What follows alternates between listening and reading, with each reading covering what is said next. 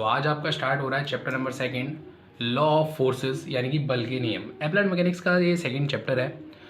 आज के इस लेक्चर में अपन बात करने वाले हैं बल के ऊपर। बल के संबंध में न्यूटन भाई साहब ने जो 3 नियम दिए थे उनके ऊपर। तो चलिए बिना टाइम गवाए वीडियो को स्टार्ट करते हैं। So hey guys, this is Anurag Varshney and you are watching Anurag lectures YouTube channel. So without wasting our valuable time, let's start this video. सबसे पहले तो ये समझते हैं बल होता क्या है। बल इंग्लिश में जिसका नाम फोर्स है। अरे वाह, वैसे ये बात आपको पता नहीं होगी ना, बल को इंग्लिश में फोर्स कहते हैं। पता है? चलो मैं मजाक कर रहा था भैया, ठीक है। तो अब आती है बात बल की। बल क्या होता है? चलो वैसे मैं तुम लोगों से पूछता हूँ, बल पता है तुम लोगों को क्या होता है? 5 सेकंड का समय देता हूँ।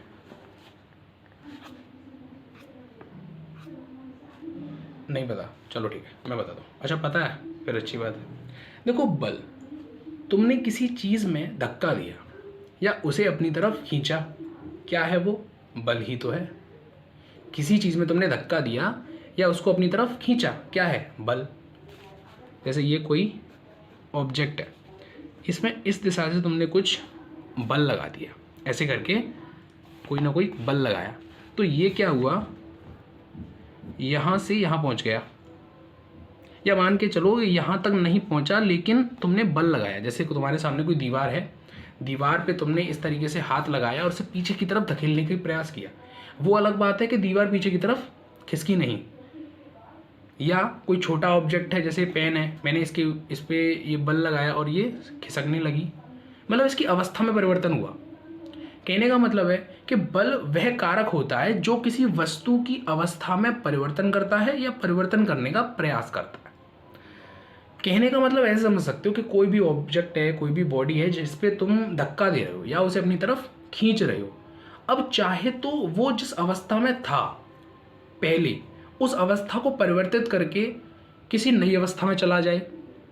जैसे अगर वो स्थिर था और आपने उसमें धक्का दिया तो वो गतिमान अवस्था में आ गया, या एक जगह से दूसरी जगह पर पहुंच गया, धक्का लगा के कुछ दूरी तय करी और एक जगह से दूसरी जगह पर पहुंच गया। जैसे ये जो ऑब्जेक्ट था पहले पॉइंट 1 पर था, आपने धक्का दिया और पॉइंट 2 पर पहुंच गया। या ऐसा हो सकता है, ये तो फर्स्ट केस।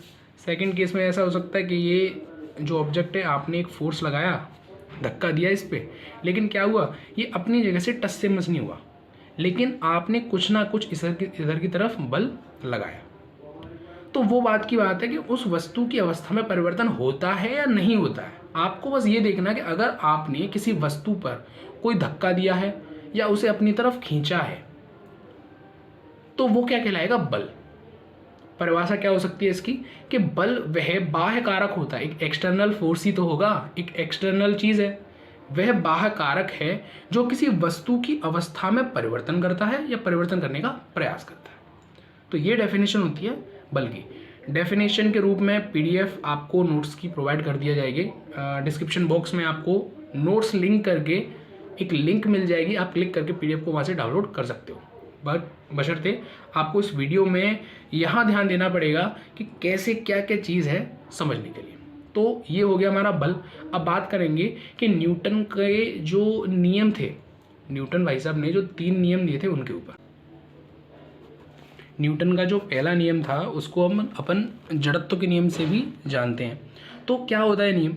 न्यूटन ने बोला था कि अगर कोई वस्तु है जो कि स्थिर अवस्था में है, रुकी हुई है, या फिर किसी गतिशील अवस्था में, जैसे कोई बाइक है जो चल रही है, तो अगर कोई स्थिर अवस्था में वस्तु है या कोई गतिशील अवस्था में वस्तु है तो वो अपनी अवस्था में बनी रहेगी।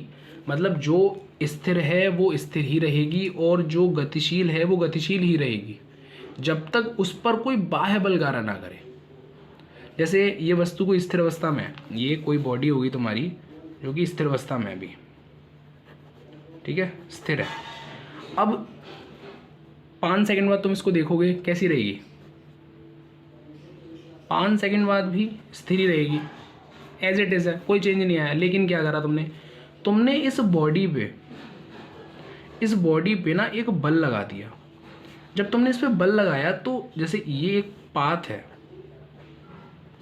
ये पाथ है कोई तुम्हारा पथ, तो पहले ये इस पॉइंट पे था, बल लगाने के बाद क्या होगा? ये इस पॉइंट पे ये बॉडी पहुंच जाएगी।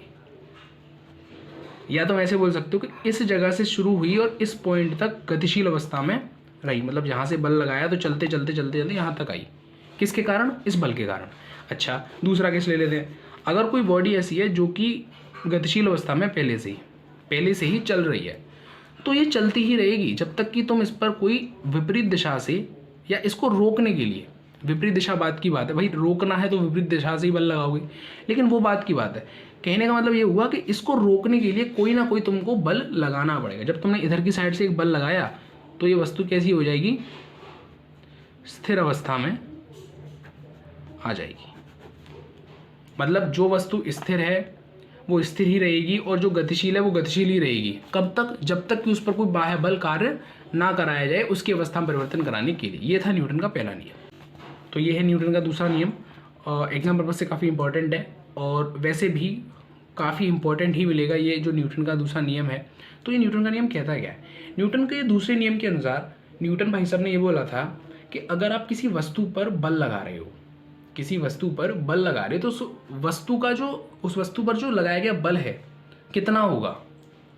वो जो बल होगा, जैसे ये कोई वस्तु है और इस पे तुमने कोई बाह्य बल F लगाया, इसका द्रव्यमान क्या है? m। द्रव्यमान है इसका m। अब तुमको पता है किसी वस्तु पर तुम धक्का दोगे तो वो चलने लगेगी। अच्छा, 0 मान के चलो कि पहले उसका जो वेग था 0 मीटर पर सेकंड था, लेकिन एक कंडीशन के बाद उसका जो वेग था वो हो गया लेट सपोज 5 मीटर पर सेकेंड। यहाँ से यहाँ तक पहुँच गया वो जो है, इसका जो त्वरण है, ये त्वरण तो वो जो वेग है वो वेग 0 से 5 मीटर पर सेकेंड में पहुँच गया। किसके कारण? त्वरण के कारण। जब उसको त्वरण प्राप्त हुआ तभी तो उसका वेग परिवर्तन हुआ उसमें, तभी तो वेग में बढ़ोतरी हुई। तो कहने का मतलब न्यूटन भाई साहब ने ये बोला था कि अगर किसी वस्तु पर आप बल लगाकर उसकी अवस्था में परिवर्तन कर रहे हो तो उसमें जो बल कार्य करेगा उसका मान क्या होगा? उसके द्रव्यमान तथा उस वस्तु में उत्पन्न त्वरण के गुणनफल के समानुपाती होगा या बराबर होगा। आपको कई जगह ये जो नियम है वो कुछ इस तरीके से मिल सकता है कि F is directly proportional to m into a, उसके बाद F is equal to k m into a. यहाँ पे जो k होता है ये जो समानुपाती का चिन्ह होता है इसको हटाने के बाद एक नियतांक आता है, लेकिन जो k की वैल्यू होती है वो एक ही होती है। k की जो वैल्यू होती है वो एक ही होती है। तो इसलिए या तो डायरेक्ट आप F is equal to m into a लिख सकते हो, या फिर F proportional to m into a करके इक्वल का साइन लगा के एक कांस्टेंट टर्म यहाँ पे ऐड करके उसके बाद उसकी वैल्यू यहाँ एक है वो दिखा के ऐसे दिखा सकते हो। दोनों तरह से आपका ये जो है सही माना जाएगा। अच्छा, त्वरण, जिसको बच्चे को ये नहीं पता कि त्वरण क्या चीज़ होती है, थोड़ा सा ब्रीफ में उसको एक्सप्लेनेशन दे देता हूँ यहाँ पे मैं। देखो, दो चीज़ें होती हैं, एक होता है वेग, एक होता है त्वरण। सही है? चलो इससे पहले एक बात करते हैं, एक होता है विस्थापन। वेग को रिप्रेजेंट कर लिया v से, त्वरण को a से और विस्थापन को लेट सपोज s से। तो समय के साथ जब किसी चीज़ में परिवर्तन हुआ, समय के साथ मान के चलते किसी चीज़ में परिवर्तन हुआ, जैसे आप इस पथ पे थे और इस पॉइंट A पर थे और A के बाद कुछ समय बाद B पर पहुंच गए। कितने समय में पहुंच गए? 10 सेकंड में यहाँ से इस पॉइंट से इस पॉइंट पे पहुंच गए।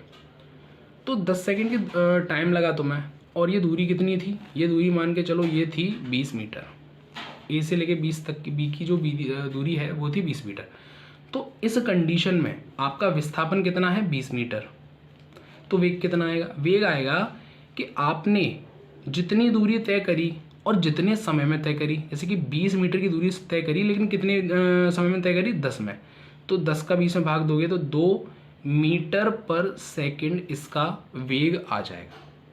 और ये जो वेग आया है आपका 2 मीटर पर सेकंड, अगर इसमें भी परिवर्तन हो जाए, इसमें भी परिवर्तन हो जाए, समझते हैं जैसे कि ये दो पॉइंट हैं C और D, C और D दो पॉइंट हैं। इस जगह पर आपका जो वेग है वो 2 मीटर पर सेकंड। ऐसा होता नहीं है कि बाइक में एक्सेलरेटर जो दे रखा होता है, गाड़ी एक यूनिफॉर्म स्पीड पर, एक कांस्टेंट स्पीड पर चलती है, लेकिन तुम लोग क्या करते हो? एक्सेलरेटर को इस तरीके से ऐंठ दिया तो गाड़ी की स्पीड बढ़ गई।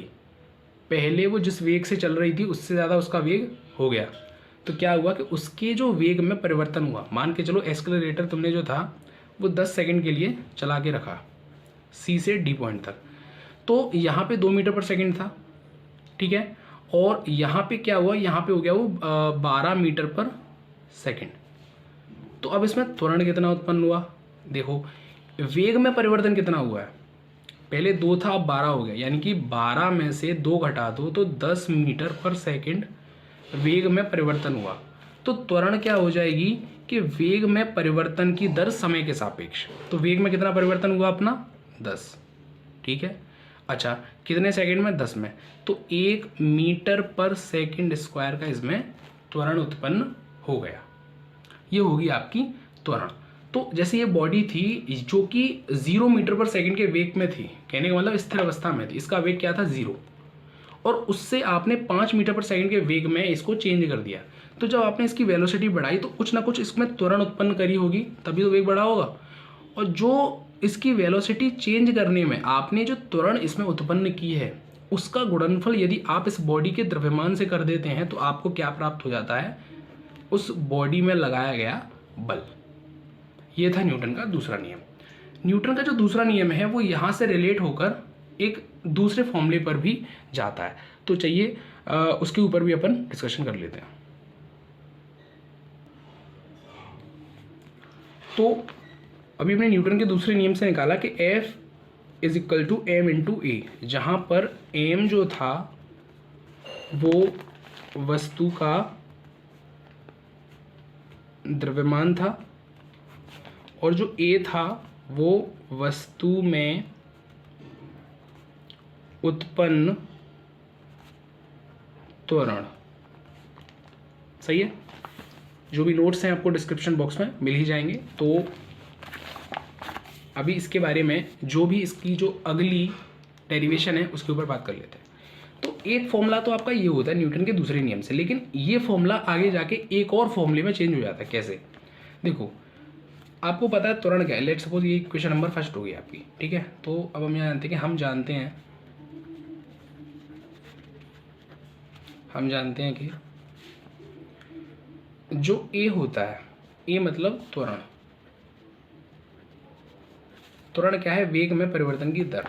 जैसे मान के चलो कि एक पॉइंट ये था, यहाँ पे आपका जो वेग है वो u मीटर पर सेकंड, और इस पॉइंट पे जो वेग हो गया वो बढ़कर v मीटर पर सेकंड हो गया।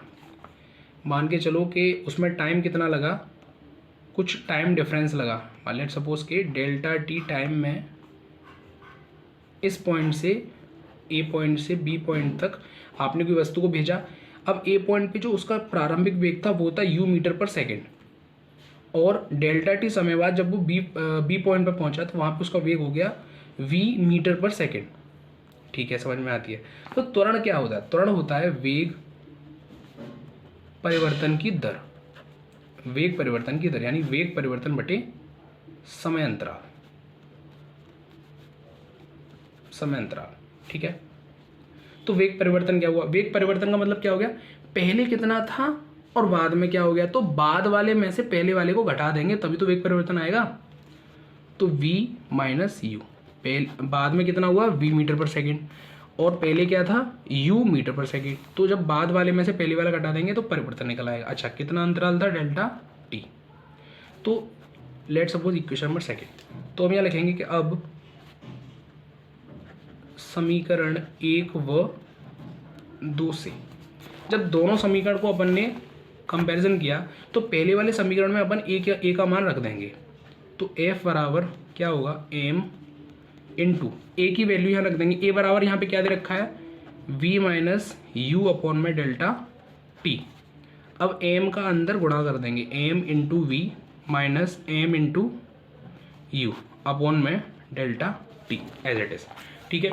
अच्छा, अब जिन लोगों को नहीं पता उन लोगों को थोड़ा सा मैं बता देता हूँ कि m था द्रव्यमान, v था वेग। वो बात की बात है कि v जो है आपका अंतिम वेग है और u जो है प्रारंभिक वेग है, लेकिन है तो वेग ही, ठीक है। तो अपन ने 12th में पढ़ा था कि द्रव्यमान, किसी वस्तु का द्रव्यमान गुणा उसमें उत्पन्न जो वेग होता है, किसी वस्तु का द्रव्यमान गुणा उसमें अगर वेग का कर दिया जाए तो वो निकल के आता है अपना संवेग। मतलब किसी वस्तु का जो संवेग होता है, मोमेंटम p से रिप्रेजेंट करते हैं, तो वो जो संवेग होता है उस वस्तु के द्रव्यमान तथा उस वस्तु में का जो वेग होता है उसके गुणनफल के बराबर होता है। तो अगर इस इक्वेशन में अपन बात करें, लेट्स सपोज इक्वेशन नंबर 3, तो अपन ने लिख दिया कि चूंकि द्रव्यमान गुणा वेग बराबर संवेग p, तब इसलिए समीकरण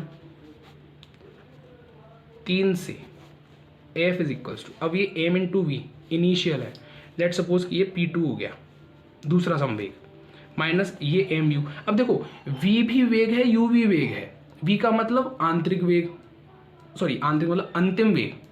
अब जब द्रव्यमान में अंतिम वेग का गुणा हो रहा है, इसका मतलब क्या हो, ये अंतिम संवेग है अपना, इस वाले पॉइंट का, जो b वाला पॉइंट था इस वाले पॉइंट पे संवेग है।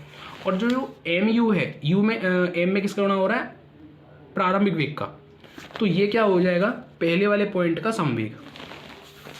तो ये जो अंतिम वाला संवेग था इसमें से प्रारंभिक वाले संवेग को घटा देंगे। अच्छा, समीकरण 3 से ये तो संवेग दूसरा माइनस संवेग पहला अपॉन में डेल्टा टी। तो जब दो राशियों का अंतर होता है तो उसको डेल्टा पी से रिप्रेजेंट कर देते हैं।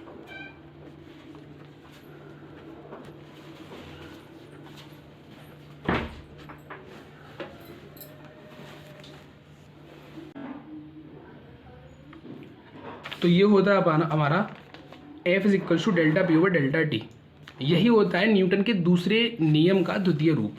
द्वितीय रूप बोल लो, सही है। दो फॉर्मूले क्रिएट हो जाते हैं यहाँ से। अच्छा, इसको बोलोगे कैसे, इसको बोला जाता है संवेग परिवर्तन की दर। ये जो पूरा निकल के आया अपना रेशियो, अनुपात, उसको बोला जाता है संवेग परिवर्तन की दर।